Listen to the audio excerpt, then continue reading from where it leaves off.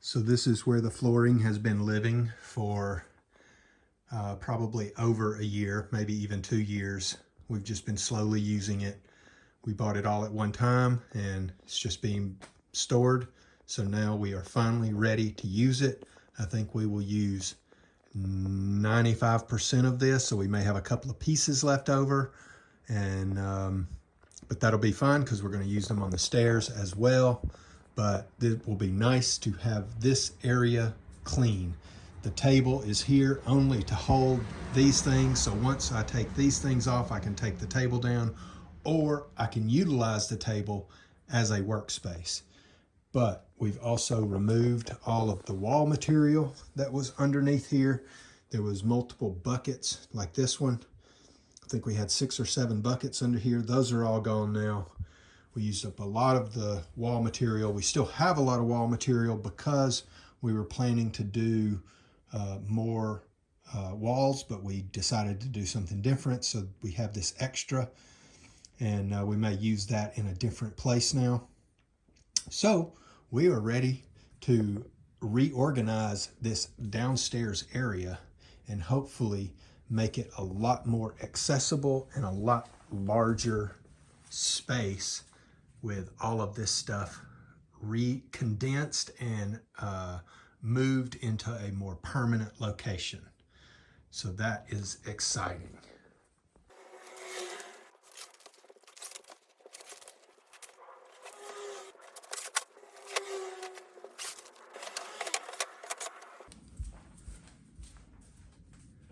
The last piece. All right, we are ready to start unpacking. We have some pieces here that were cut. We have the tongue side. Maybe we can still use these pieces. We have a couple of full length, full width pieces. I think 3 here, 2 shorter ones, and this one has been cut off the edge. We have an open box, so that's the one we're going to start with. And we're going to begin at the doorway, and I think I'm going to have to cut a little piece so that it goes inside the door opening just a little bit. Maybe the front edge needs to be trimmed too so that it's nice and clean, but I think we're going to need to cut that off. It's like this reversed on this side. So we need to cut away maybe 1/2 inch or 1 inch, 10 millimeters, something like that. And we'll be able to just, it doesn't matter that it's pushed up against the wall, but it will need to be cut 10 millimeters away here. So probably more like 20 or 30 millimeters here, because there's only just this little lip here where the door frame, where the door will close. And we want the door to close exactly on the border between the floor in the entryway and the floor in here. So that way when the door is closed, from out there you only see tile, and from in here you only see hardwood. All right, so the first pieces, I've just got them set out to see what my clearances are. You can see how far it sits away from the wall. In a couple places it's touching here and touching here. Minor gap and a minor gap. No problem, the trim will cover that. Over here, same thing, it's touching here and then not touching at all out here. Probably 10 millimeters or so. That will be fine as well. But since we're going to cut to fit this door frame, because you can see here, we've got just a little bit of overlap. So I need to make sure exactly where the door is going to be, and then we can cut away this section and cut away this section and make it look really nice. But what I'm going to do is I'm going to take a whole piece and I'm going to center it in the door, and then we'll fill in the edges so that we don't have a seam right in the doorway. I don't want a seam until it gets out 3 or 4 before there's a seam somewhere in the doorway. So I think we should be able to get like a whole piece will be from like here to here, and then we can have a seam close to the door frame here on the 2nd row, a seam close to the doorway here on the 3rd row, and then maybe another whole piece, and then we can have a seam somewhere out here, but I don't want a seam at all in the doorway if I can help it. All right, so this is the opening to the bedroom, and you can see that the door frame, this is where the door seals. That's the kitchen face of the door comes to that section. And that is only as thick as this trim here. So, or maybe just a little bit thicker. The door has a lip on it. So we have this thickness, and then we have this thickness, and this thickness will be inside the living room like it is inside the bedroom. And then when it closes, it sits on top of the trim. So I need to measure this thickness here and this thickness here and see how far the door goes past the wall. I think it is going to be exactly where the floor ends now. I think this is probably just about perfect. It protrudes past the wall just a little bit. I'll be installing a piece of trim like this, so the door will sit on top of that and will hide this edge and hide this edge. And then the tile will come right up to that. The tile will be built up about half the thickness of this rise. So we're still gonna have a half of this rise plus the thickness of the new floor, which I believe that is 14 millimeters.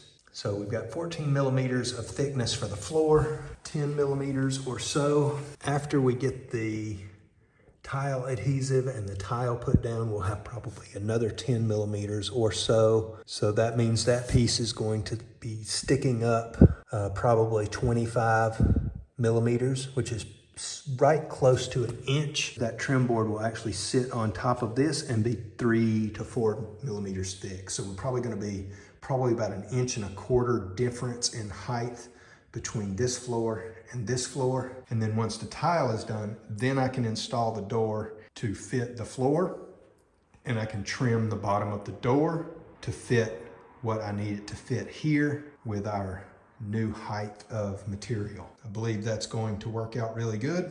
And I'm going to go ahead and cut this piece away, make this a nice, clean, smooth edge, and be ready to put that one in place. Okay, so I've got this piece cut. I ended up cutting off about 15 millimeters all the way across. That cut away that tongue and groove lip completely away. And then I cut another 12 millimeters away, and that gave me my inset here, so that looks good. I'm going to cut with the jigsaw. So I used a table saw here. I'm going to use a jigsaw to cut away just a little bit more over to the door opening, and same thing here. That is a little too tight, and so if I have some expansion or contraction or whatever, that would create a problem here. So I don't want it to be touching the wall, but I want it maybe 3 to 4 millimeters of give. So I'm just going to use my jigsaw to cut that away, just to shave a little bit off there on both sides. And then I think we'll be ready for this piece to be installed. Okay, so I've used the jigsaw to cut away a little bit of relief here and here past this knot.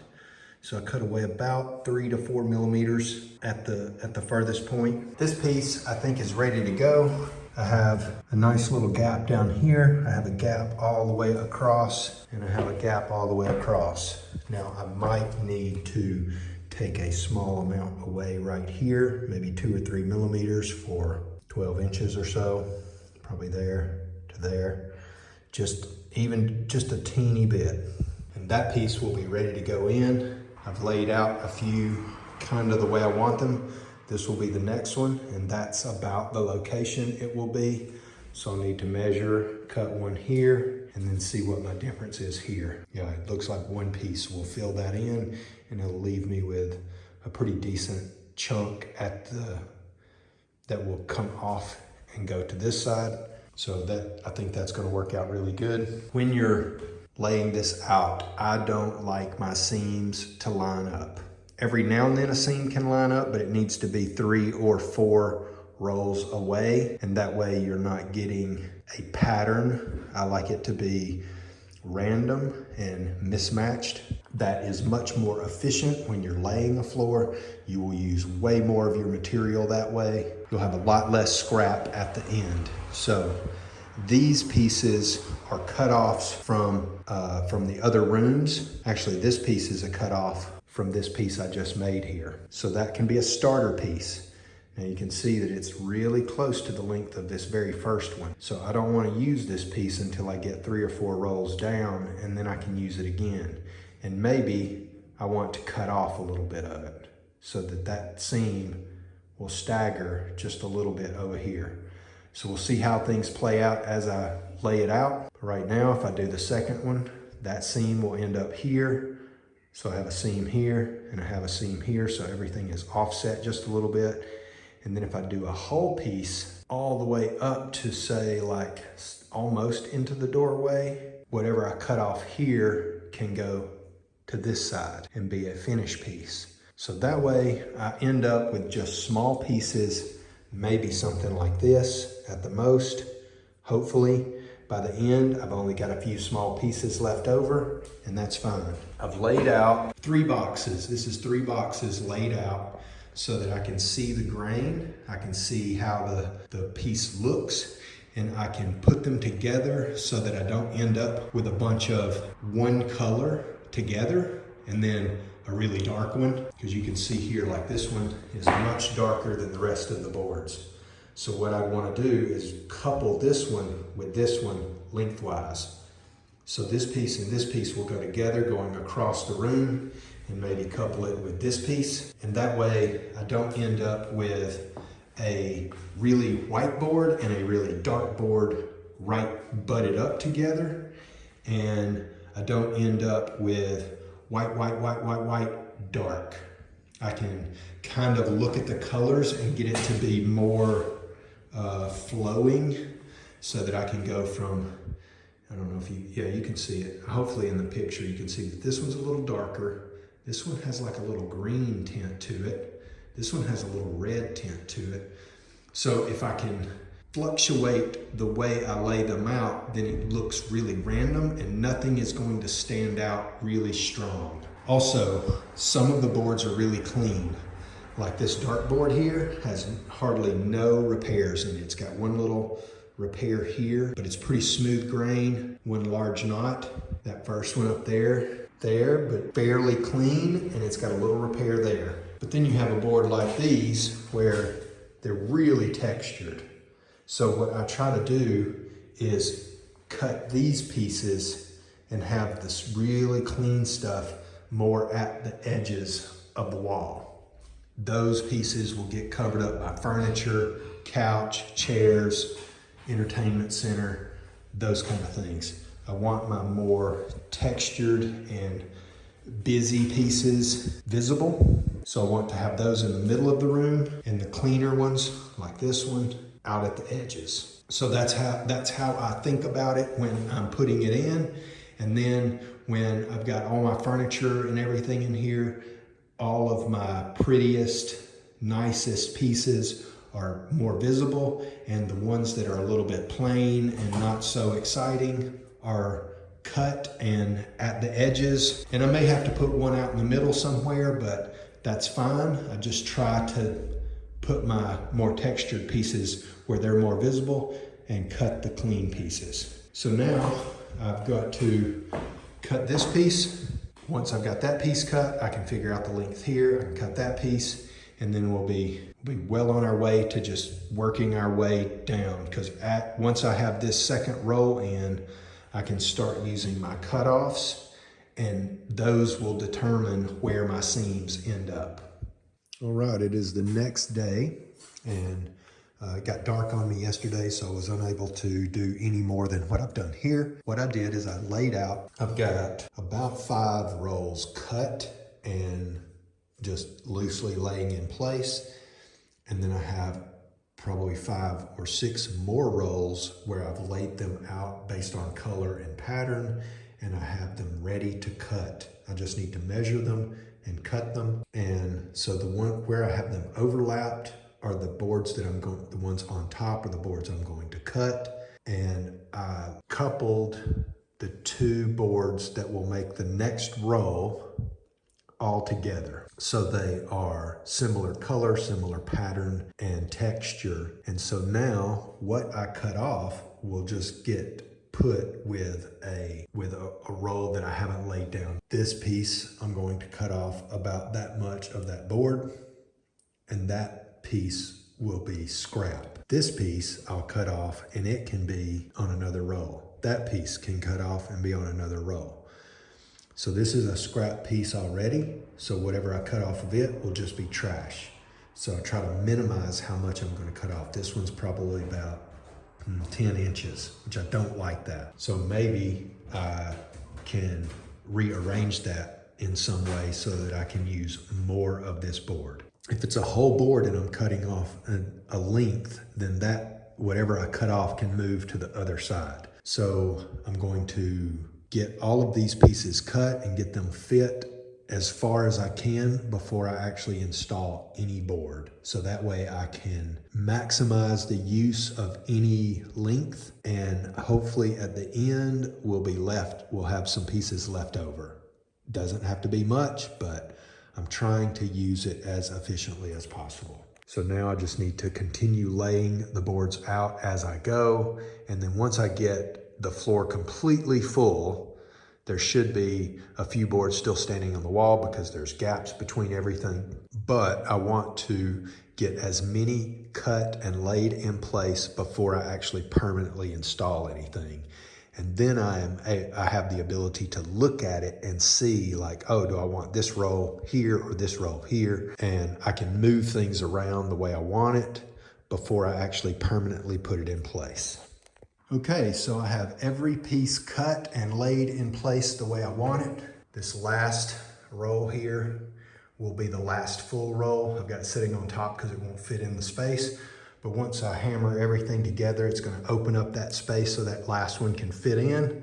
And then we'll have to rip a small piece to go directly against the wall. I have a piece here that could work. This piece can work. And then I also have 4 additional full pieces and a couple of partial pieces here that will be, these are the starts. I have a finished piece over here and I have the cut pieces here. It's nice to know that I have 4 pieces left over. And if while I'm installing these, I damage a piece, I have one that I can put in, or if I want to change something up, then I can.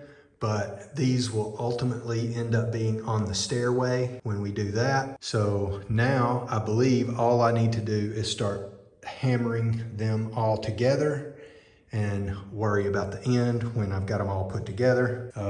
So when I start hammering them together, I'm gonna put some shims against the wall to keep them spaced properly from the wall and give me something to really hammer against. So as I'm pushing them together, they're staying nice and square and straight the way they need to. Once I get 3 or 4 rolls out, then the shims up there are not gonna matter because I'm gonna have enough weight and friction and that kind of thing to put them all together. But you want to keep that first roll square and straight the way you need it so that when you start putting them in, you can get your spaces from the wall correct, because you want to have some expansion room on both sides.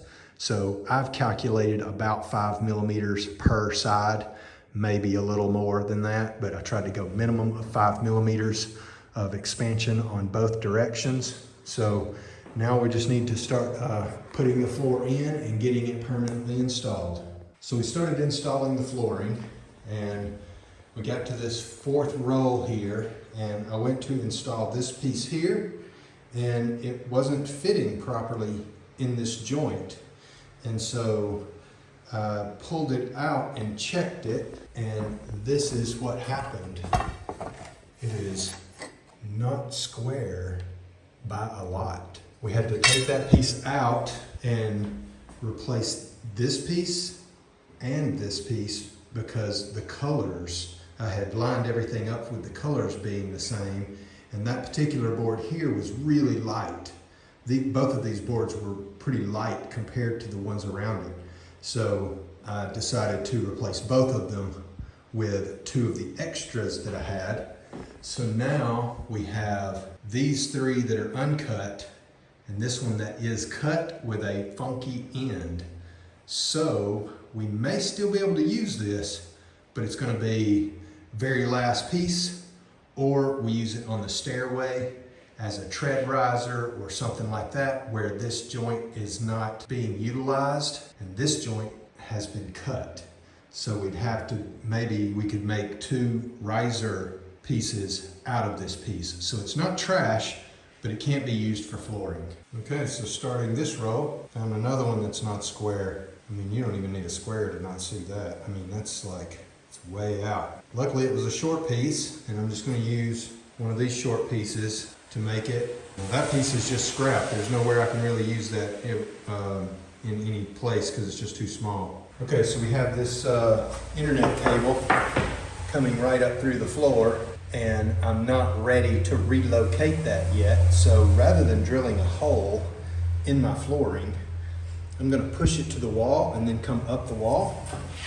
And what I've done is notched out with my table saw. I did 3 saw kerfs and lowered the blade where it barely popped through the top here. And now I can lay the cable in there and it can just pop up right beside it. And then when we're ready to remove it, we hopefully can just go downstairs and pull it from downstairs, and it will just pull back through the hole. We may have to guide it a little bit, but hopefully we can pull this cable out. If not, we can cut it and replace it. And that's probably what we're gonna do anyway, but just in case I need to pull it out and relocate it at some point before we replace it, then I can still do that. All right, that laid down perfectly. That kerf should be covered by trim easily. If I need to, maybe I can pull it through. If I can't, no big deal. But that solves my problem in the moment.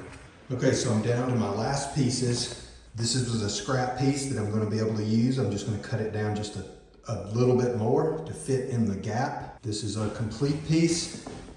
And this is my piece that I removed back earlier in the floor that didn't have a square cut. And since I'm going to remove about half of this board, it really seems to get more out of square out toward the end. So I'm really only gonna have like this small amount here. I'm hoping that I can use this short edge here to mount with the other one and not cause me much problem. Now, if I have to, I could shave off just a teeny bit of that edge and make it work. But I think it's gonna be fine right here. Now, another issue that I have right here, the wall sinks in. So this wall is not straight. It has like a meandering path. So I don't necessarily want to scribe cut it because I don't think it's that big a deal. And I'm also gonna have a nice big piece of trim at the base. So what I'm gonna do is measure the piece and cut it to like this long piece here. I'm gonna find the tightest part and I'm gonna cut it as close as I can to that and leave just a tiny bit of gap, maybe 2 or 3 millimeters. And hopefully between the lowest portion and the highest portion, it will only be a couple of millimeters difference over that board. And then we can be just fine with having a little bit larger gap, a little bit smaller gap, but as long as there is a gap. Now I've got a nice gap up here. I've got at least 5 millimeters in the tightest areas and maybe even 8 or 9 millimeters in the larger areas because these walls aren't straight either. But as you can see here, what I did with this one is I cut this board a little bit wider because this wall kind of moves away from that edge. So I made that a little bit wider, and that's what I'm gonna do down here. So I'm gonna get these cut and see if I can get them fit in place. All right, the floor is completely installed. Now we'll have to do all the trim. I can start putting in electrical outlets and light switches and doing all of the finish work. We still need to do the ceiling parts, so we will have to protect the floor while we're doing all these things, but this is a huge improvement and looks really good. We have a nice gap around the entire room of 5 millimeters or more. Okay. I did have to cut these pieces at weird angles, but I was able to do it all on the table saw. I didn't have to do a scribe cut. I just measured the wall. So this one, I just cut a straight cut here at the angle I needed. This was a straight cut over to about here, and then it got a little bit wider. And this one was a straight cut from here to about there, and then a straight cut all the way down. And everything was pretty easy. It only took a few minutes to do that. We've got a temporary cable working nicely there. Yeah, this looks awesome. I'm really excited about this finishing up. Now, we'll probably hold off on this room for a while and start working on the flooring in the entryway, which is tile. And then once that tile is in, I can install the door, and that will close this room off if we need to. Most of the time the door will be open, but that will give us the ability to close the room off and use it as a spare bedroom or visiting room if we have visitors, and they'll have their own private room. Okay, so now that I've got the floor complete, these are the pieces that I have left over that are cut. So I've got 3 longer pieces, 2 short pieces, and then we have the full length piece here that's not square that we had to remove. We've got a full length piece, or this is almost full length. It's been cut on the other end. Then we have a full length piece, but it's been narrowed. Then we have these scraps. These 2 pieces here are no good, and these pieces are no good. This is all scrap. I could possibly use this piece if I need to. Yeah, that one might be useful. And these 2 pieces here could be useful at some point. They're pretty long pieces, but I'm just going to consider that scrap. I'm not going to throw it away. I'm going to put these pieces in the burn pile, and I'll put these pieces with the save it until we get the stairway done. If I had not laid the floor the way I did, I would have had much more scrap than this. That room is 18 square meters, almost 19 square meters. And to have only this amount of waste, and then having those pieces down there that I can still use, that makes it really nice. We didn't waste any money. I mean, this is probably $5 worth of flooring. So I'm happy with that. And now I'm gonna move on to the next projects. So that's nice. Everything looks really good. I'm happy with the way that turned out. I'm gonna call this job done. See you in the next one, guys.